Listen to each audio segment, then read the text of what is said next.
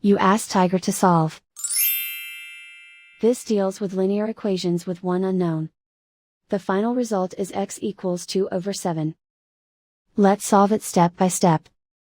Simplify the expression. Break up the fraction.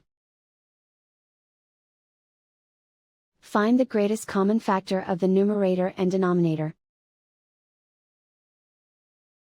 Factor out and cancel the greatest common factor. Group all constants on the right side of the equation. Add 1 to both sides. Simplify the arithmetic.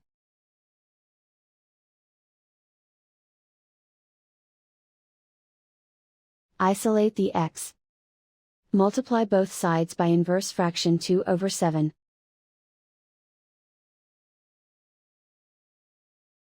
Group like terms. Multiply the coefficients. Simplify the fraction. Remove the ones. And so the final result is x equals 2/7.